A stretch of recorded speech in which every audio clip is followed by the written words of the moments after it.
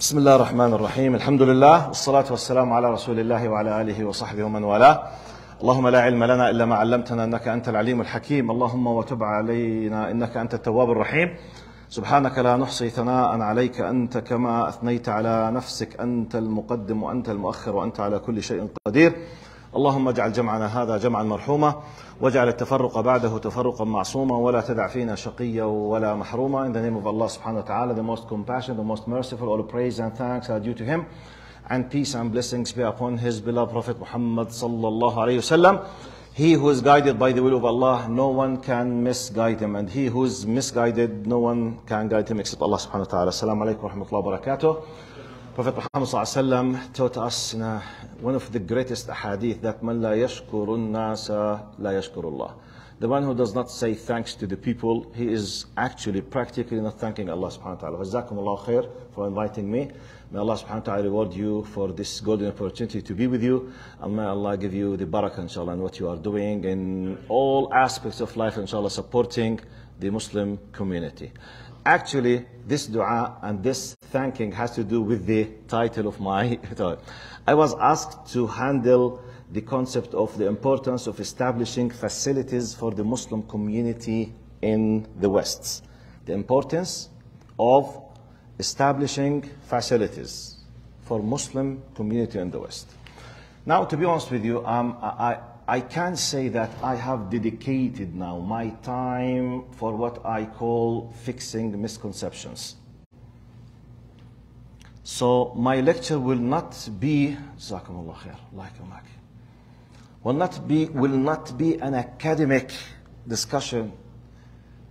It will be something like a brainstorming on the base of brotherhood. One of the basic elements of this kind of spiritual gathering to fix some important misconceptions about our existence, about our vision towards life. Now, the practical, technical topic, the facilities and establishing them. But the point, the idea is much more bigger than establishing facilities in the West. Much more big. It has to do with our existence in this life. But I'm trying now to use these big things just to connect it to the topic, which is importance of establishing facilities for Muslim community in the West. Now, some Muslim groups, they have a saying, they say, لِكُلِّ شَيْخٍ طَرِيقًا. Everyone has his own way how to deliver his message. Now, mine, I would like always to put an introduction, common sense introduction, logical introduction, which could be applicable on many other topics, by the way. Now, and part of my way, my style of delivering my messages, I use like messages, which means I send a message, I close, I send another message, close, third message, close. Then I show you the connecting thread between the different messages. Out of a sudden, you might share me out of this apparently mosaic, separated pieces, you will see a full image at the end, if you concentrate with me. If not, you will not see it. So please pay attention, because sometimes I might open different topics, but you will discover that they are not separated. I'm trying to draw a big picture now. Now, message number 1. I think we have all to agree upon the following big facts. As long as the common ground, the biggest common ground between us is Islam. True or false? By the way, we have many common grounds between us, I and you. But the biggest is what? Islam. Now, sisters, they have a common ground, they are females. Brothers, common ground, males. For example, some Libyan brothers, they have a common ground. Iraqi brothers, common ground. Palestinian, Jordanian brothers, they have common ground. For example, engineers, common ground. You can find tens of common, but the biggest is our faith. And that's why now in Sunday, while someone is enjoying doing whatever else, you are dedicating your time to sit on the ground to listen for someone. From the point of view of someone else, it's a waste of time. Because the whole idea of unseen, the existence of God and the Akhirah, for some people completely is what? Waste of time, because they don't believe. As believers, okay, we need to start our journey in this topic from the following. Now, the goal of our existence, as Allah told us simply, وَمَا خَلَقْتُ الْجِنَّ وَالْإِنسَ إِلَّا لِيَعْبُدُونَ. Verily indeed I have not created the jinn and the human being but to worship me. First message was with first important misconception. Many Muslims, from my humble experience, when I say humble experience, I'm teaching Islam since 35, 37 years. And I taught officially in 12 countries. And I visited literally 300 cities in 30 countries and 5 continents. So when I say my humble experience, I'm talking about tens of thousands, literally I have met. The majority of Muslims, they misunderstand the concept of ibadah. Now, ibadah, if it's mentioned, immediately what comes to our mind, ritual worship, al-ibadah al-sha'airiyya wal-tuqusiyya, which means bring any normal Muslim out of Hasadim without thinking, without saying, MashaAllah. What does it mean that someone is a abid? MashaAllah, he goes to the masjid all the time. MashaAllah, he prays on time. MashaAllah, she's wearing the hijab. MashaAllah, they go to Umrah every year. MashaAllah, they go. Okay, what else? MashaAllah, they are abid. This is a big mistake. This is just a simple part of ibadah. This is called rituals, which could be covering or conforming less than 3% of the concept of worship. First important misconception. Let's go to Arabic language now. Understand the tafsir and the Arab. Allah subhanahu wa ta'ala revealed the Quran in Arabic. So when we want to understand something, we need to understand Arabic language. عبد يعبد فهو عابد عبادة. When you go to the lexicons, to the dictionaries of the meaning of عبادة, الخضوع التام دون أدنى شرط. Full submission for something, anything, without any kind of preconditions. In Arabic, literal understanding is عبادة. When I submit myself to anything, literally I'm a abid. Okay?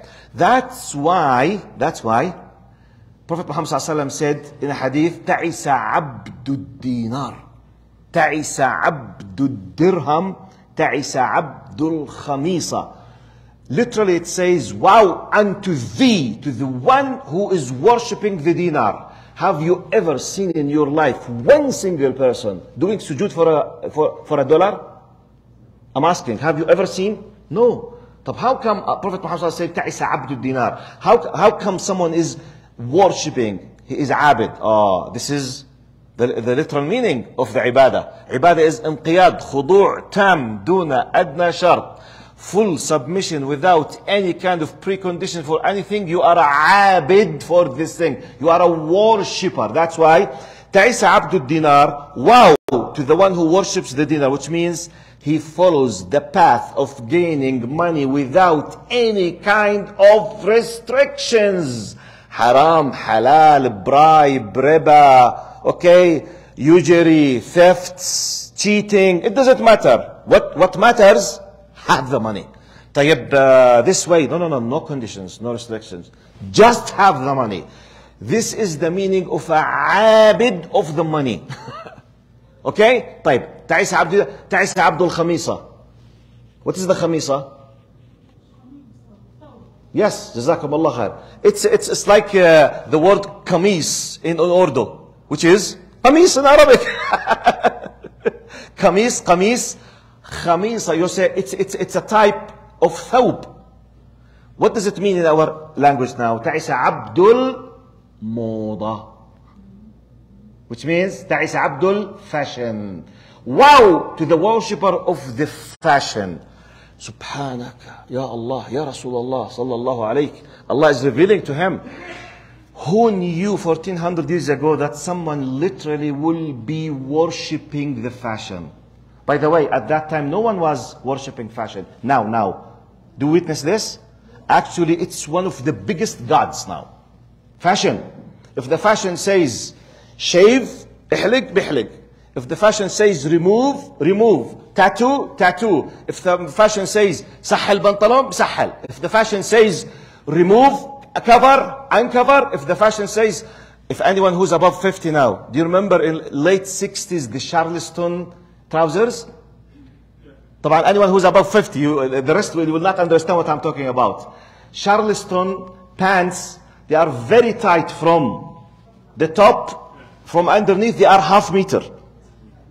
50 centimeters. It's very funny now. At that time it was what? Fashion.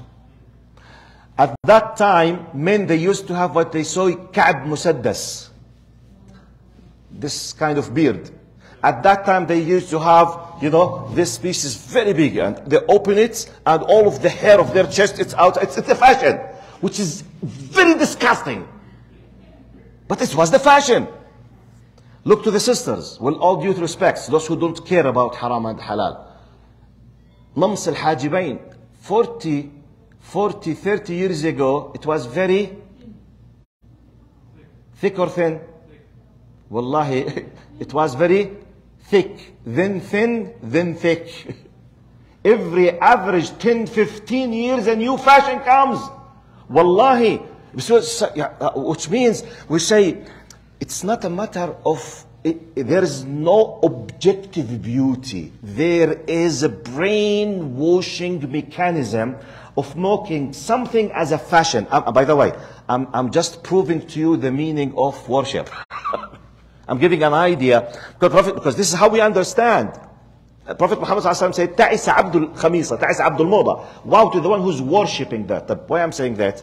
To do the first possible misconception, to understand the meaning of ibadah. Why I need to understand the meaning of ibadah? Because Allah said that your ultimate goal of your existence in this life is ibadah. If I don't understand the meaning of the ibadah, practically this means I'm facing what? I'm not understanding the real purpose of my life.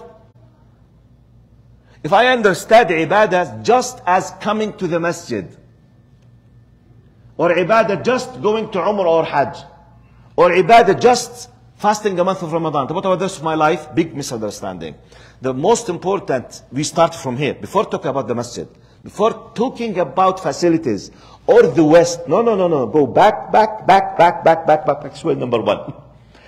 My servants, I'm telling you that your aim in this life is to worship me. Ya Allah, what's the meaning of worship? Full obedience, full submission in every single aspect of your life, which covers your ritual worship, plus everything else: family, marriage, food, drink, clothing, studying, relations. Anything comes to my mind.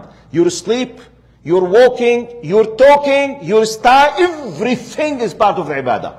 Now, if we start from here by a possible misconception, then everything else will be, if you want to build a very nice place, you need to put to lay down foundations.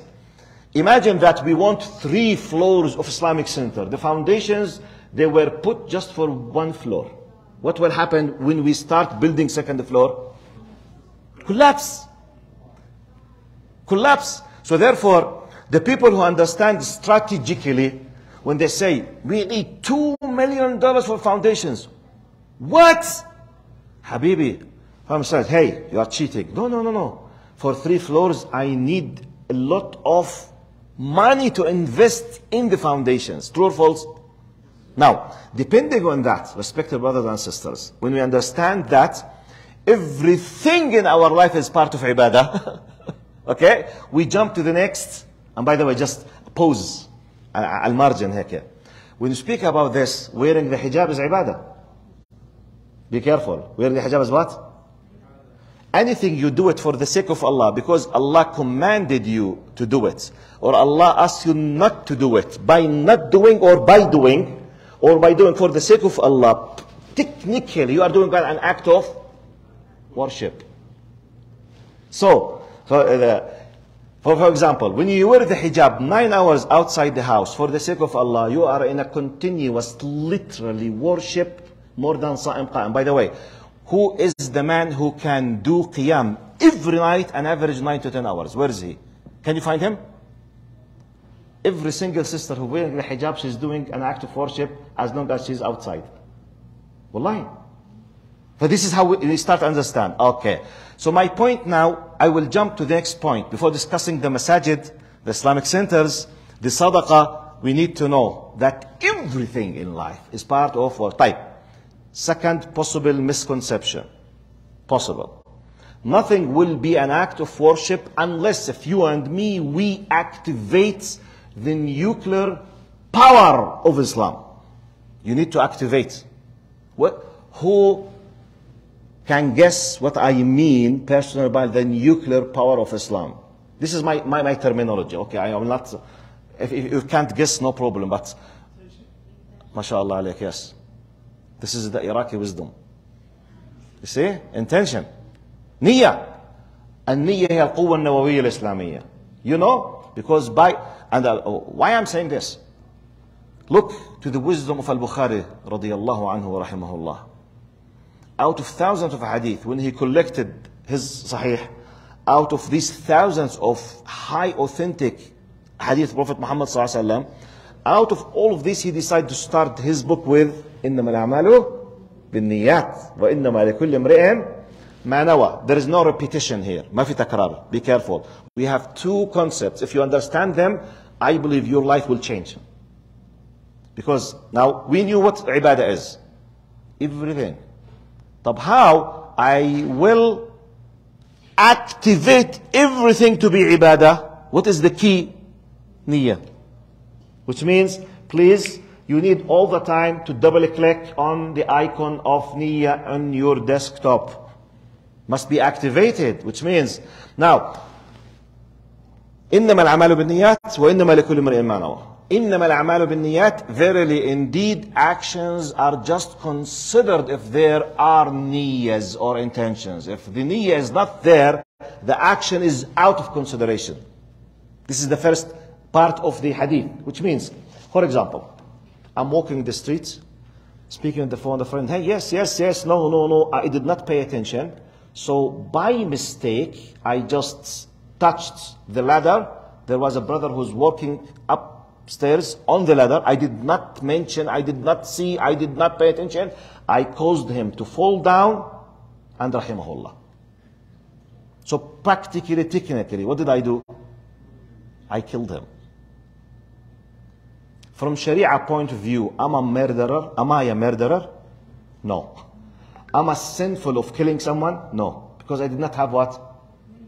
Intention. I was not thinking. But I did make a mistake by not paying attention. So that's why I need to do the kafara and to do the siyam. But I will not be as sinful of killing someone intentionally. Okay? Why? Even if everyone on earth was seeing me on CCTV cameras live, I said, yes, and he passed away. Wallahi, he did not mention, but my intention was to do it. And if I was innocent in the court and no one has any evidence against me, but my intention, which is completely known by Allah, I'm what? I'm a killer, I'm a murderer. And I might go to Jahannam, Allahu A'lam, which means the intention. So, إنما الأعمال بالنيات. If intention is there, the consideration will start. If intention is not there, no consideration. طيب. وإنما لكل امرئ ما نوى. We have good intention, bad intention. True or false? Good and bad. Now, someone went to a place to watch something haram or to do something haram, and he was pushing someone to do something haram. He's doing an action with a bad intention. There is an intention. My friend is pushing me to go with him to mix party, drinking alcohol and having, boys and girls and something, doing these haram things. He's pushing me with the intention of taking me there. No, I don't have a car, I don't have a ticket, I will pay you. I don't have a time. Okay, I will ask your mother. Don't worry. He's pushing. He's working part-time or full-time with Iblis. So there's intention, bad intention. And there's a good intention. Right. Depending on that, our soul of our existence is ibadah. Then, what? The intention will activate this. In light of these very important meanings, let's understand the following.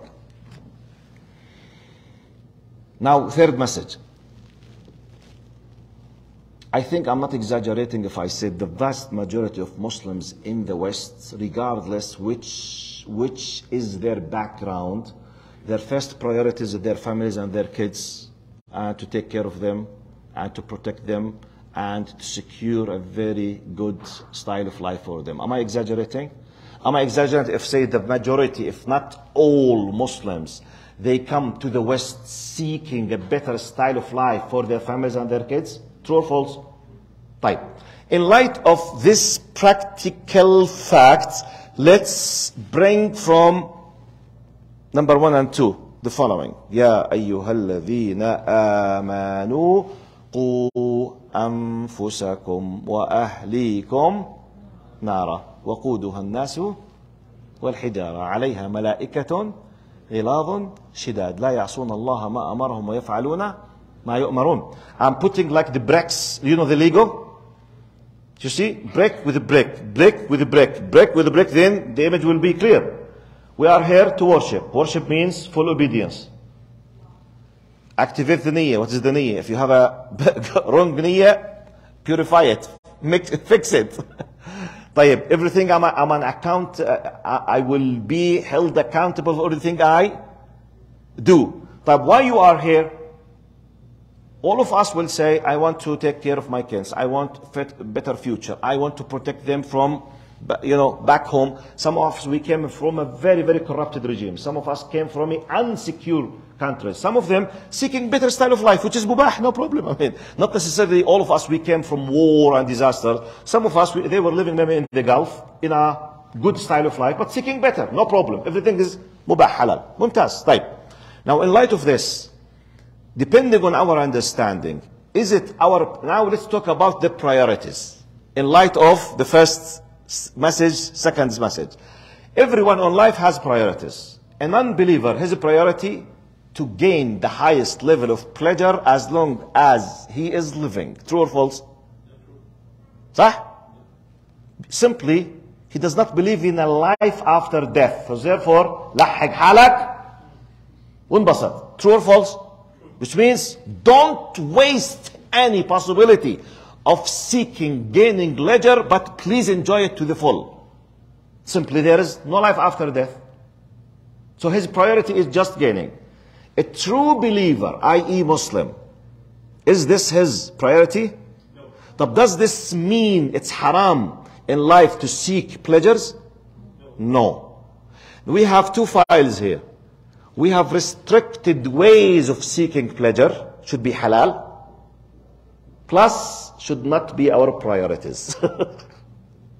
By this, you will be a true worshipper, which means, for example, one of the highest level of pleasures that people are killing themselves for is sexuality. True or false? Sexuality. Anything has to do with sexual life is one of the priorities, and to a degree that, the changing that happens around the world, the basic core point is what? Sexuality. Type. Is sexual life in general haram in Islam? No. But we have what? Restrictions. By Allah, the Creator, you can enjoy it with restrictions. One gate, i.e. marriage. Before, after, haram, haram, haram, haram. One gate. This is the halal gate. Can I enjoy it outside? Yes, but it's haram, haram, haram, haram. Regardless of what is the other way. You have just one way. Enjoy it. So that's why our great religion is وَكَذَلِكَ جَعَلْنَاكُمْ أُمَّةً وَسَطًا لِتَكُونُوا شُهَدَاءَ عَلَى النَّاسِ. Therefore we had made you a balanced, intermediate ummah to be shuhada. You know what does it mean to be shuhada? To be a measurement point, criteria, معيار. Because the people will be lost. Be careful now. What is our role? Brothers and sisters, very important what I'm saying. People of humanity, non-believers, non-Muslims, they have ups, downs, ups, downs. When human beings lose the compass, where to go, they need a criterion to look and to say, oh, we are far away of haqq. How can we know? If there is no reference points, anything relatively could be true. Are you with me? Anything could be true. It will be completely relativism. Which means from my point of view, this is such and such. From your point of view, no, Habibi. There is haqq and batil. There is a limit. We were created by Allah. It's not up to you saying maybe yes, no. For us, it's not maybe yes, maybe no. From your point of view, Allah created us. From His point of view, Allah did not create us. And mashallah, both of you are nice and good. وحبايب حبا تيجوا نحب بعض. Everything is okay. لا حبيبي. No, not everything is okay. I believe that we've been created by Allah. نقطة. The one who does not believe is a non-believer. I believe that if I accepted this faith, I have to submit myself to the Creator and I will meet Him in the hereafter. I'm supposed to be rewarded for my faith and my submission. It's not a relative point. So therefore, anything else, riba, alcohol, haram, cheating, is not relative. Lying, haram. Disrespecting parents. Is it a relative point of view? No. Call it wrong, call it unethical, call it illegal, call it haram, call it bad, whatever. It's in the area of negative. It's not a relative. Are you with me? So this is the meaning of وَكَذَلِكَ جَعَلْنَاكُمْ أُمَّةً وَسَطًا لِتَكُونُوا شُهَدَاءَ. You will be witnessing, Ya Allah, we made people aware what is the criterion of haqq and batil. And by the way, the whole discussion of attacking the fitra nowadays, the inner nature about gender fluidity is part of what I'm talking about. Because the people, they will be lost. How can I think? Where is it? You know,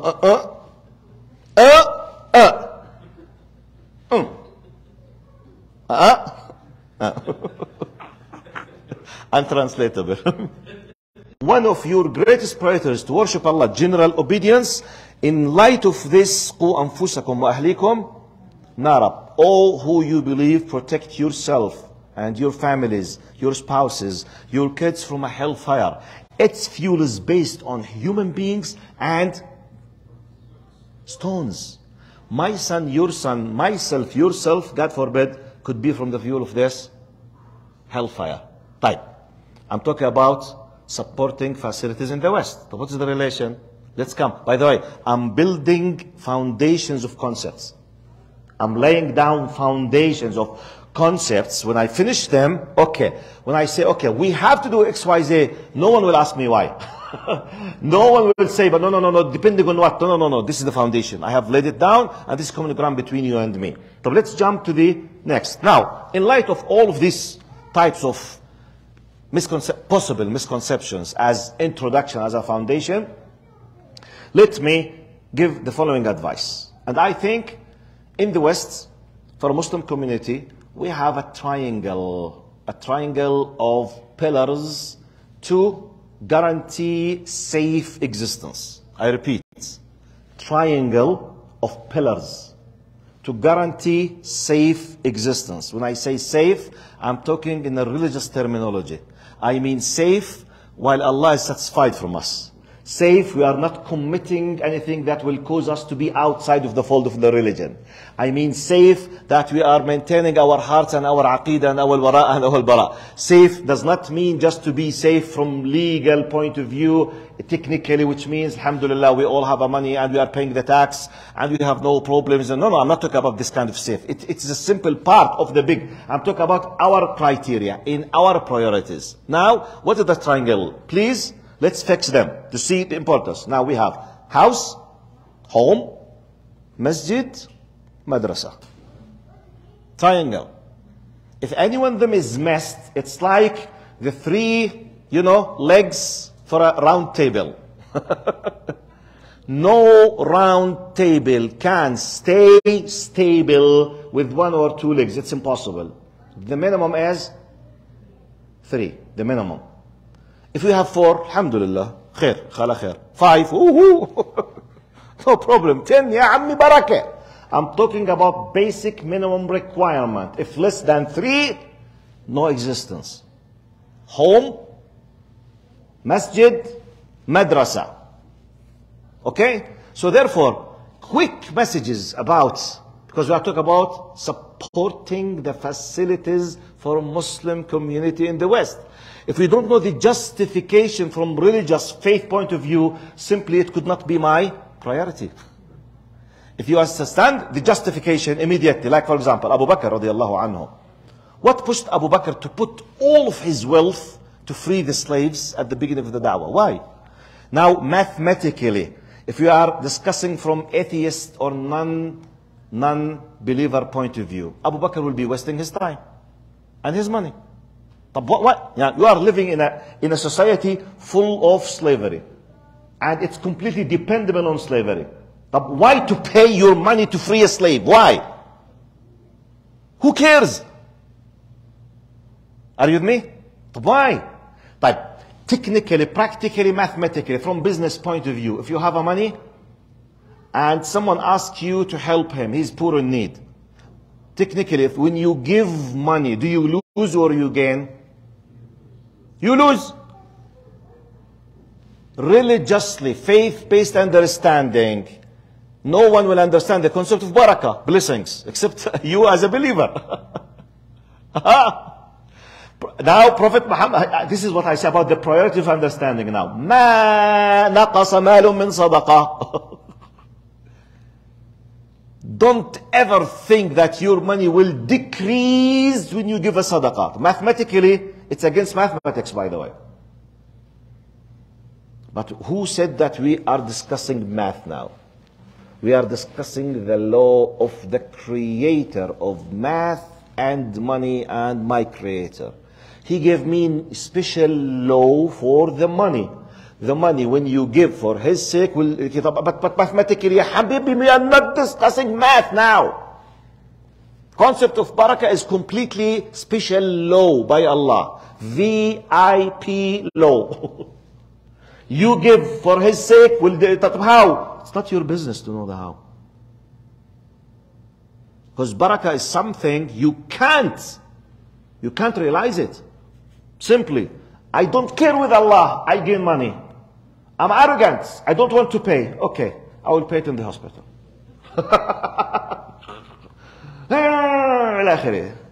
A thief will come and take it. You can't control it.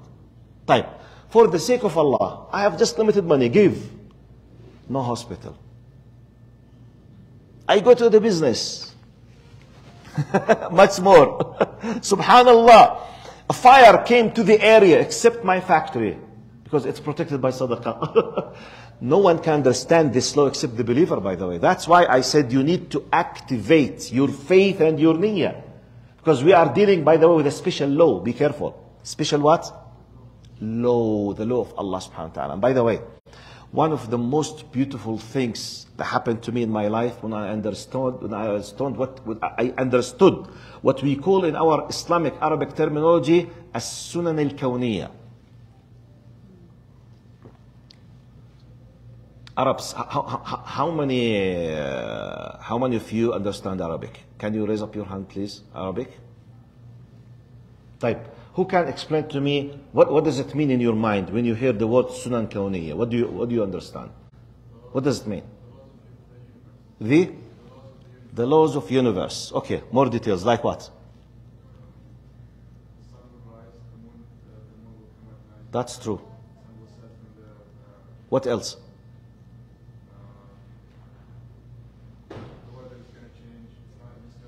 Does.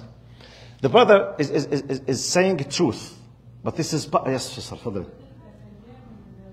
Jazakallah khair. This is the other part of Sunan Kawniyya. Now, Sunan Kawniyya literally means the laws of the universe that are laid down by Allah, and this is applicable on something we are aware of and something we are not aware of. I mean, we don't use it. It does not come to our mind. What we are aware of is physics, chemistry, math. You know, all these things. For example, part of the law of the universe, the law that are created in the world of physics, in the law of chemistry. Now, oxygen and hydrogen, when they are mixed in certain conditions, we have water.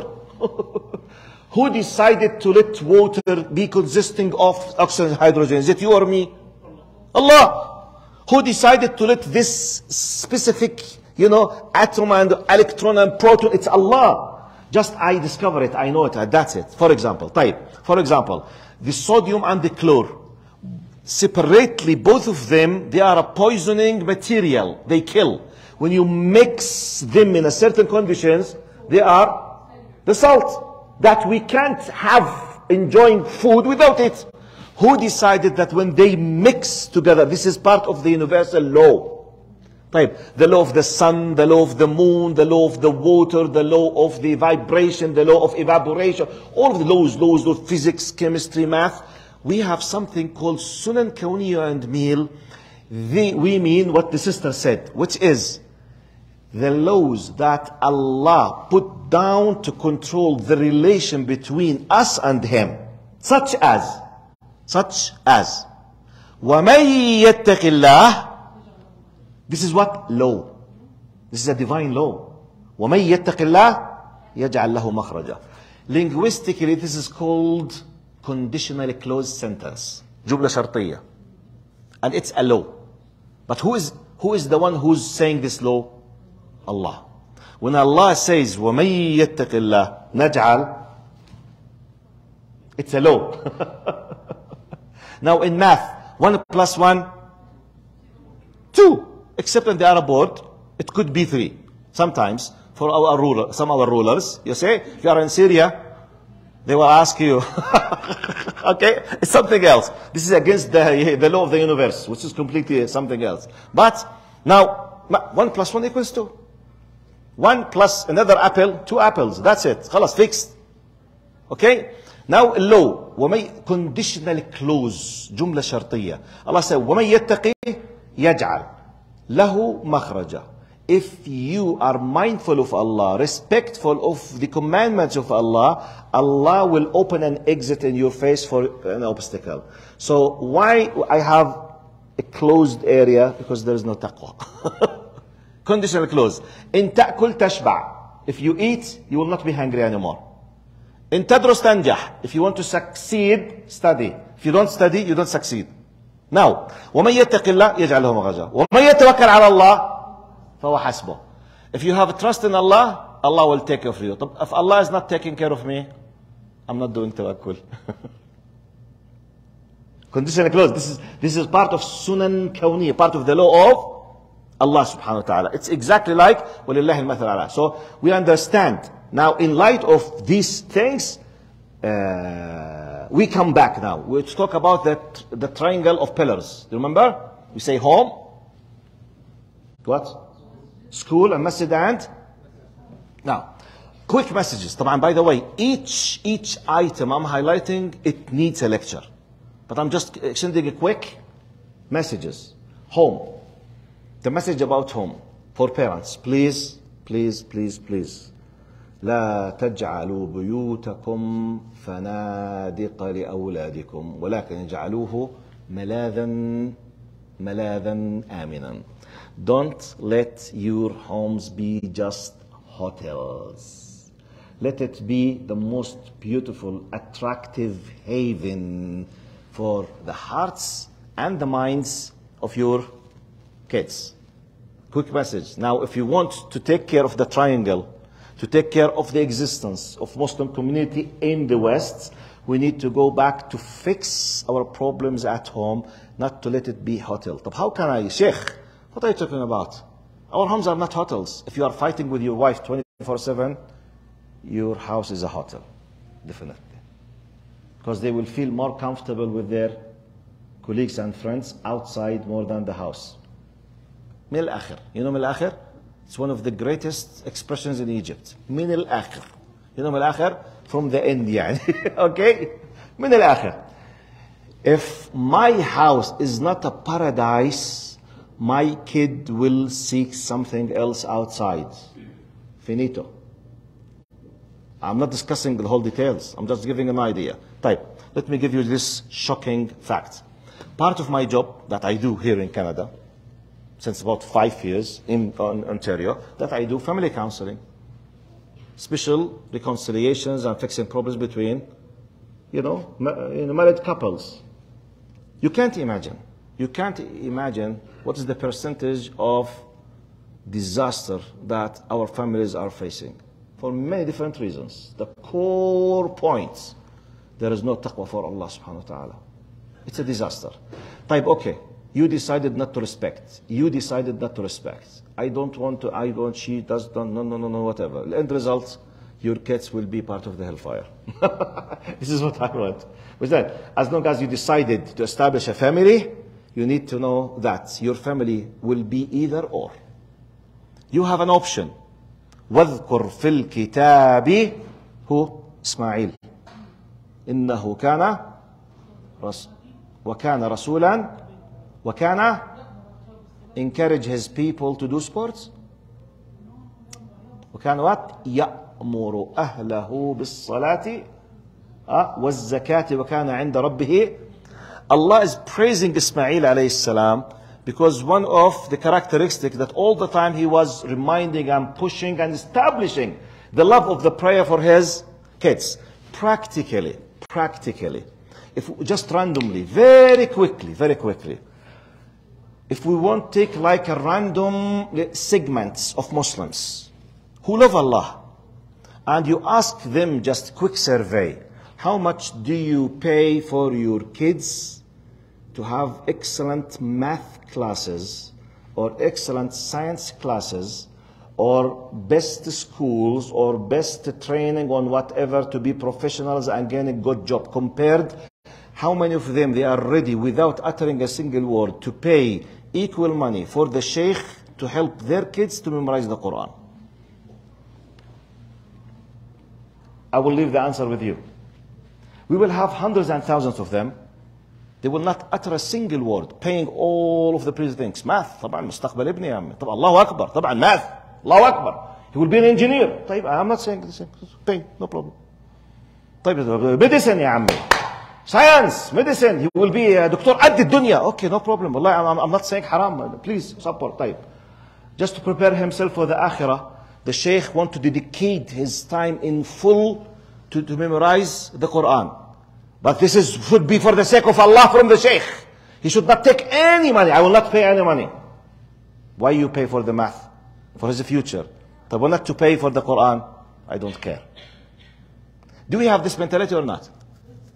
Generally speaking, I'm not saying literal for single one. But do we have this problem of missing the priorities in giving the values for things in our lives? Or other, by the way, when I start thinking that my house and the masjid and the Islamic school are priorities in support and in paying and in taking care of everything, like anything else from other things, then I will be able to protect my kids from the hellfire, as Allah subhanahu wa ta'ala said. Or otherwise, I'm just giving quick. Now, put in yourself the following now. The other, by the way, because I have a limitations of time, I'm just mixing the concept all together. Once I was attending in the Islamic school where my son and my daughter, they are attending there back in Ontario. So one of the teachers, they say, who knows, he said, I want to warn you parents, as a parent. He was addressing us as parents now. He said, please be careful, protect yourself from the mentality of the Sunday school. Sunday school, this is what he said.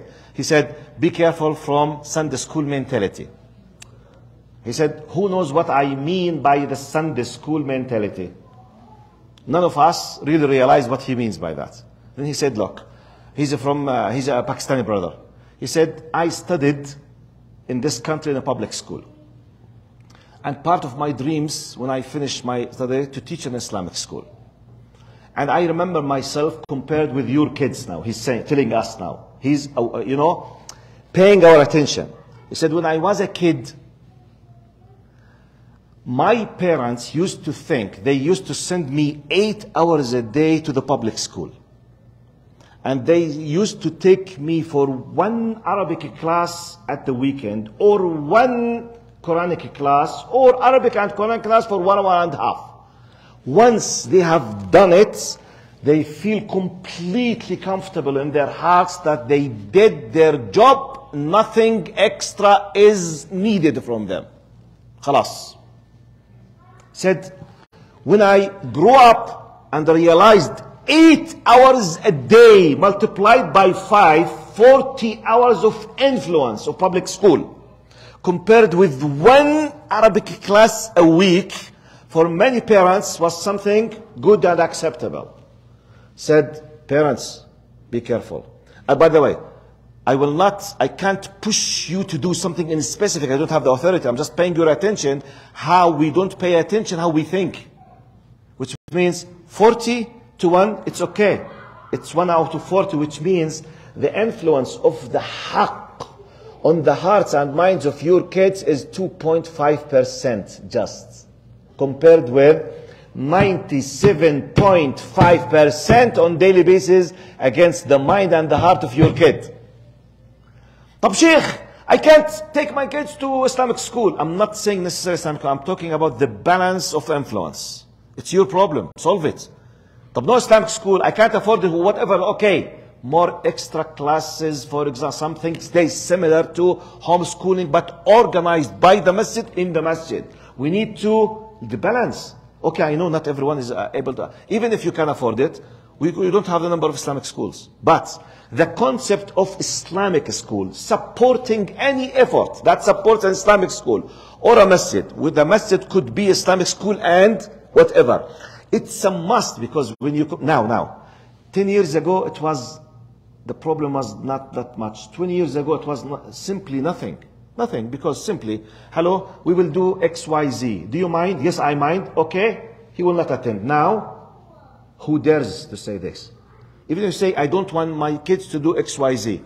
By the way, even though the Constitution gives you the full rights, freedom of speech, freedom of religion, freedom of faith, and no one has the right to attack your faith. Now, we are facing a new era, which is really confusing.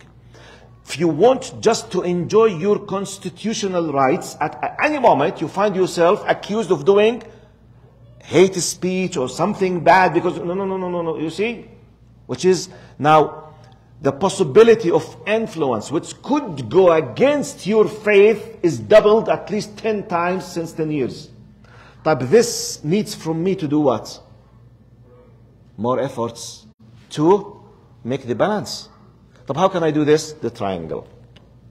Masjid, home, madrasa. Home, masjid, what? Madrasa. Type. Another concept which is supporting the whole idea of this. By the way, how many minutes do I still have? No, you know, in our culture they say شو اسمه لا تعطي مرة تليفون ولا الشيخ مايكروفون. You know this? Because both of them, when they start talking, they can't stop. So you tell me after you have around. Huh?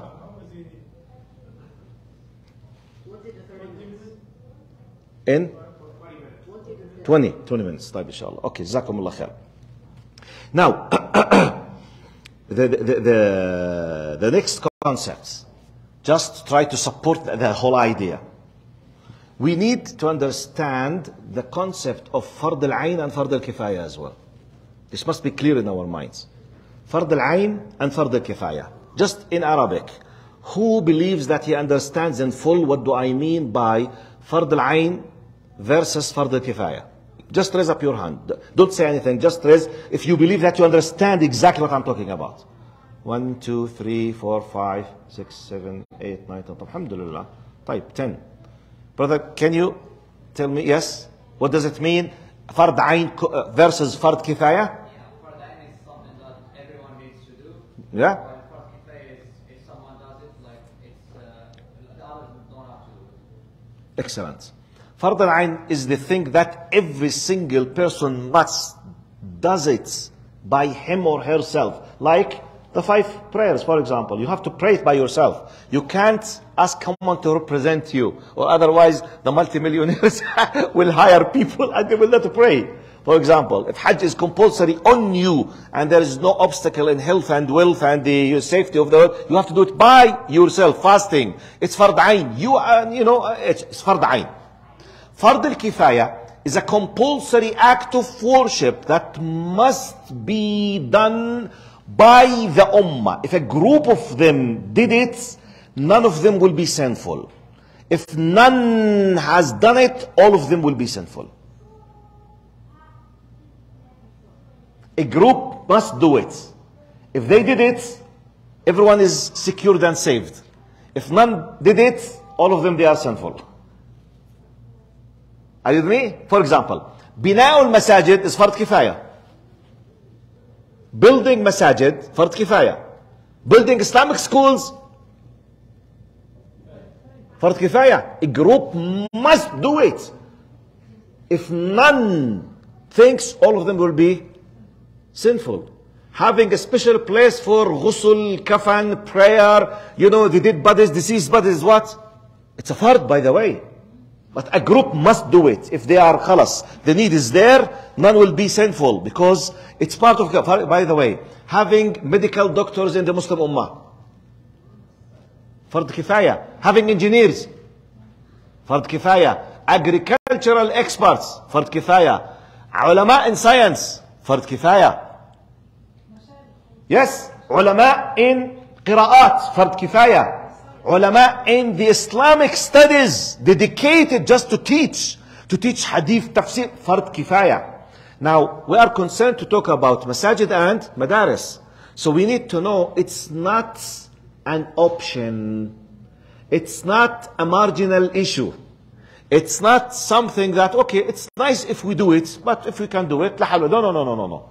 The ummah, the group, the community, the society, if no one is thinking, you have to think. Type. What will protect us in the sight of Allah from being sinful? To do the needed effort, not just any effort.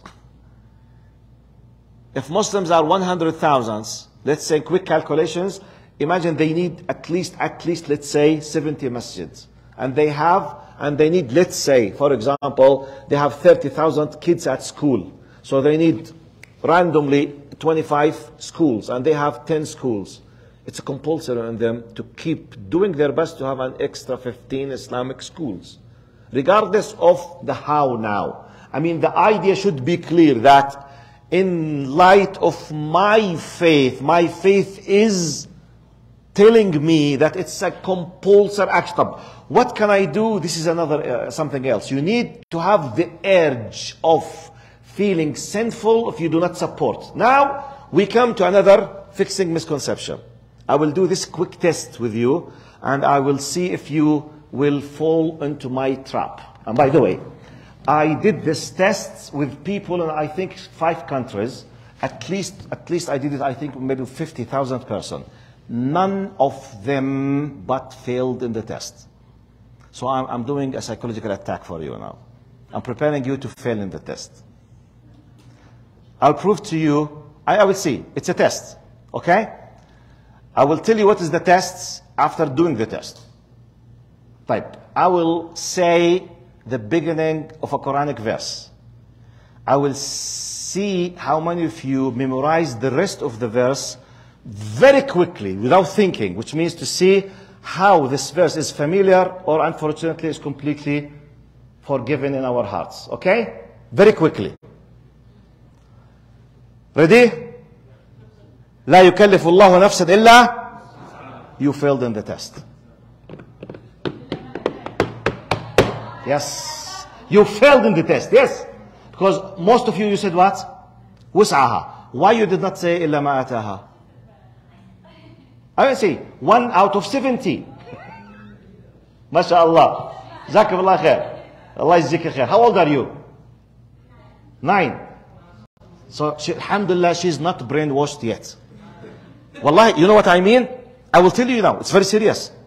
We have 2 verses. The beginning is exactly لا يكلف الله نفسا إلا وسعها, which means Allah will not hold you accountable unless if what you can. If you can't, you will be. Alhamdulillah, Allah will not punish you because you can't. Which means this is in the context of i'dhar. This is an excuse for you. طيب.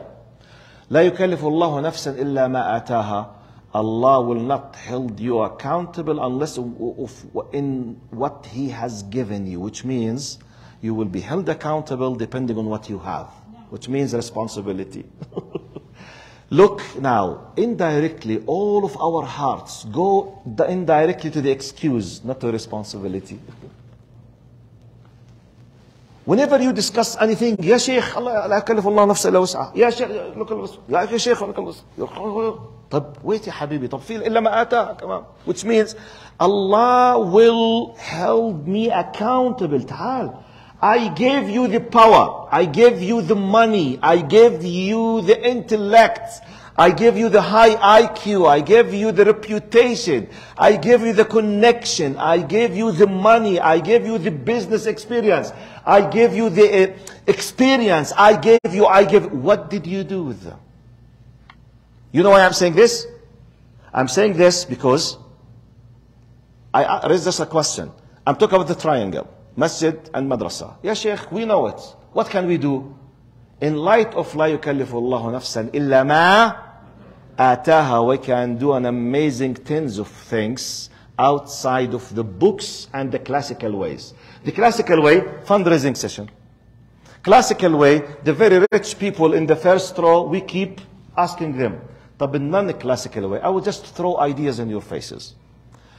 What stops you to take a decision, every single person of you, to take a pledge between you and Allah that at least 12 times a year you will remind all of your relatives at your personal family groups to donate for a specific masjid with a specific goal as a compulsory act. You decide to do it against yourself as your duty. Imagine the 3,000 who pray the Jum'ah. If they decided to take a pledge between themselves and Allah, I will keep just taking care of my relatives. My relatives. I'm talking about my aunties and my uncles and my brothers and my siblings. Just keep reminding them once a month. Please support the masjid. Please support the masjid. Please support the Islamic school. Please support the Islamic, for example, students who can't afford paying the fees or whatever. Just take a decision to do something. It's your duty between you and Allah. Imagine 3,000 doing this constantly on weekly, monthly basis. What will happen? What will stop me? People compare haqq and batil. Some brothers and sisters, they do to make fun, sometimes haram things on TikTok for the like, just for the likes. They have millions of likes.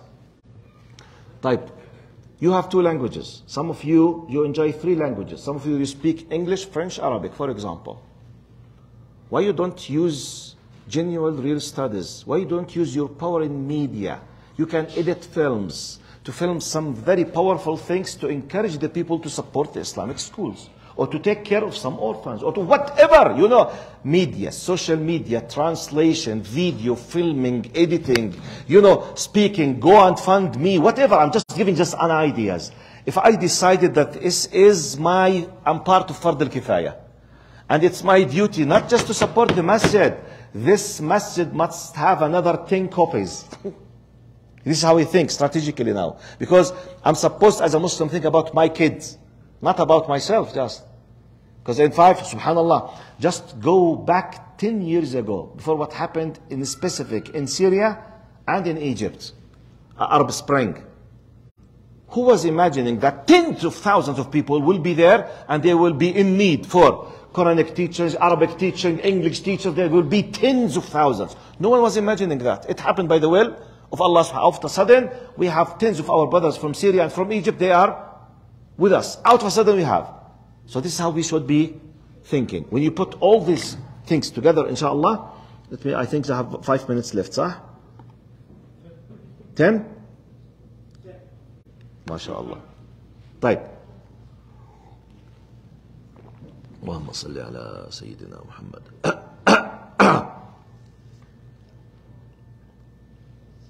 Just to make sure. Okay. Now, اللهم صل على سيدنا محمد. Because I have many things in my mind. اللهم صل على سيدنا محمد. I want just to take a quick decision.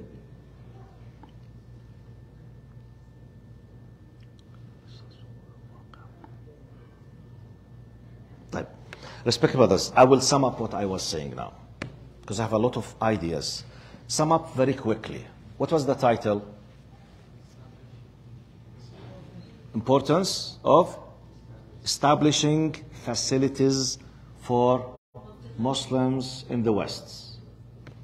Clear? Now, what I did, I tried to do what I call fixing possible misconception, that this is not a marginal issue. We started from the most important idea, which is the aim of our existence, which is worship. Worship, it's not just ritual anymore. Intention, what is it? The nuclear power in Islam. And one of the beautiful things that you can add to your information, our scholars, they taught us while we were seeking the Islamic knowledge, قال العادات بالنيات تحول إلى عبادات. It's a glad tidings, good news, very beautiful good news. You know, our habits, our normal day actions, that do it just for the sake that just we do it. Wasting the time, walking, chatting, you know, riding a bike, speaking with whatever. This is called adat, which is all of them, they are under the mubah, which is permissible, legal. For example, you like to go to Tim Hortons every day just for half an hour to drink coffee or cappuccino. By the way, I love cappuccino, okay? Okay. Okay, that's why I mentioned the example, because I love it. What is the hukum of drinking cappuccino at Tim Hortons? Mubah, permissible. What is the hukum of having, for example, a bike ride next to the river? Mubah. Imagine that you do all of these things on daily basis. If you put in your intention, Ya Allah, I'm doing such and such for the sake of strengthening my body, gaining power to help my mother, to help my brother, to do better in my studies, to gain more, you know, let's say for spiritual power, to enjoy my ibadah, or to help in such and such. Your aada, your bike riding, your coffee drinking will transfer from being permissible into act of worship, will be ibadah. Imagine when you think in this way, when you go and review your existence, the priorities. One of the other things that we said, we talked about, in light of this understanding, one of the biggest of our priorities is to protect ourselves and our kids from the hellfire. Now, we are living in the West, whether we loved or not, regardless what was the reason why you are in the West, you are in the West. In the West, one of the good things that they have what is so-called democracy, elections. You have freedom of faith, freedom of some. Okay, make benefit of it in a legal way. One of the things that we need to take care of it is the triangle of pillars, which is homes, masjid, and Islamic schools. And I will finish my talk by going back again to the most important pillar. What is it? The most important? Home. Because at any moment, God forbid, in any country, for whatever reason that Allah might allow to happen, masjid and madrasa could be affected, could disappear, by the way, could be prevented. Subhanallah, it happened. What is the thing that it is completely under your hand? Home. What is it? Home. Please, please. Just fix this number for you. One of the major cities in the GTA. I will not mention the name because I want just the wisdom behind it. One of the major cities in the GTA. The imam in the biggest masjid at that time was a close friend of mine. 5 years ago, he told me, I came to X masjid in that city.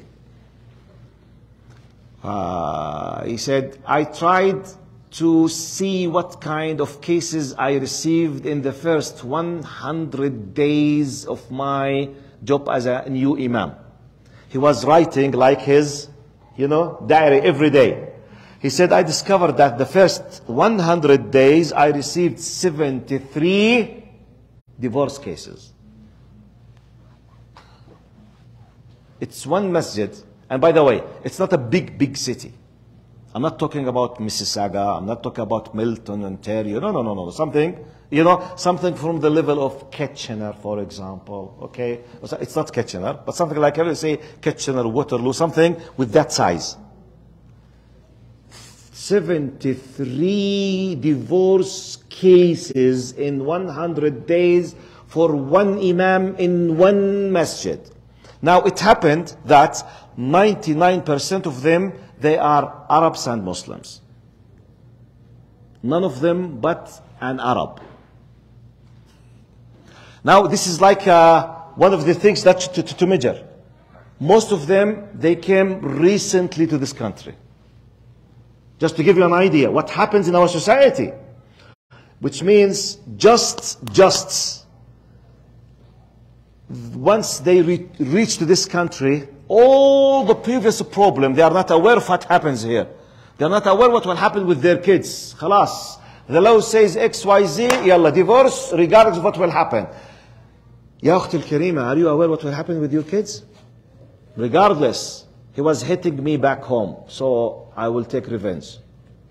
This is not the case. قوا أنفسكم وأهليكم نارا. It's not a matter. This is the best time to take my rights. This is not how we understand things. We are a people of faith. We are a people of, we believe in the akhirah.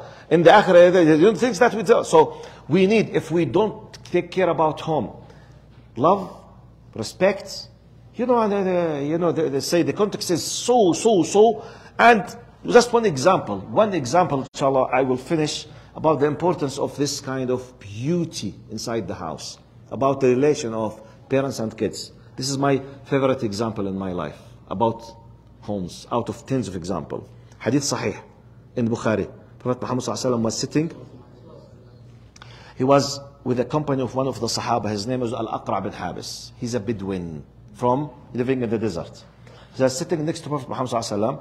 His grandson Al-Hasan Al-Hussein came. Then he just, he held him, he hugged him, and he kissed him.